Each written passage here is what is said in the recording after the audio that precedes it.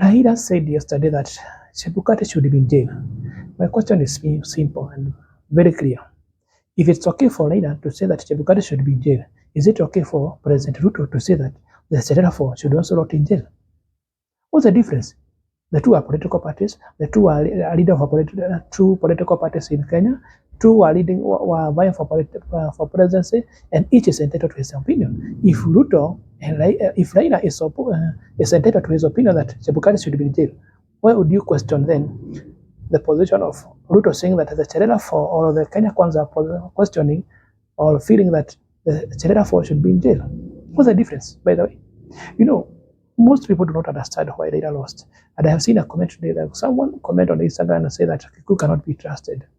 The big question is, if Kiku cannot be trusted, is it the same thing the Karejina are saying? Because Kikuyu asked Ruto to support Uhuru for 2 terms, and they will give him the vote for presidency. What happened? Kikuyu delivered their votes, and Ruto now is the president.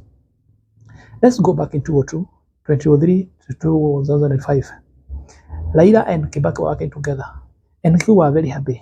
And I believe that they intended and they felt that Kibaki should be supported for 10 years by Raila. But did Raila support Kibaki for 2 terms? No, actually, he could not even go for more than 5 years. Because after that, I think it's 2005, we had the issue of changing the constitution. But Raila did not support Kibaki. They started fighting. Raila is not resilient. Raila is easily triggered. And this is the problem where that he feels a lot when it comes to politics. His advisor should advise him well, otherwise he should sack them immediately. Because I believe if Kibaki and Raila worked for 10 years, or Raila supported Kibaki for the 10 years, 2013, I believe Raila had a big chance and no one could have defeated him. Raila would be now the president up to 2022. But his greed made him lose.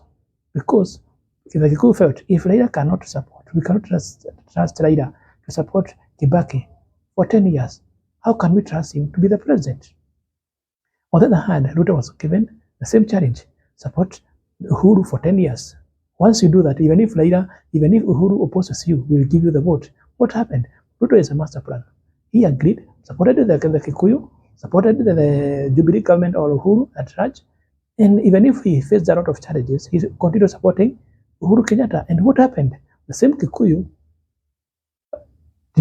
disagreed with Uhuru and agreed and said, we said that we are giving, if Ruto supports you 10 years, we give him 10 years. And that's what happened. So Raila did not lose because Chebukati stole the votes. Raila did not lose because he was not wise. He lost because of his greed, and his advisors were not working well. I remember in 2021, in December, Robert Alai warned the NASA government or the NASA brigade in Raila that they should stop working with the Jubilee, because once Raila works with the Jubilee, he will inherit all the problems of Jubilee. And that's what happened. Raila inherited all the problems of Jubilee, and Ruto came into power as an outsider, and he was in government. If Raila stopped working with Uhuru Kenyatta, what would have happened? Ruto would have inherited all the problems of Jubilee, but he didn't do that. Why? You see, if someone like Robert Alai could see this, what were his advisors doing? I want to know who are these Raila's advisors, because the biggest problem Raila has is his advisors. Because you can be a fool, but if you surround yourself with fools, you never know that you're a fool. Let me know in the comment section, and let me know whether you feel like Raila and his supporters are people who are not using common sense, because they want us to persecute Chebukati, but they don't want us to persecute Cherera.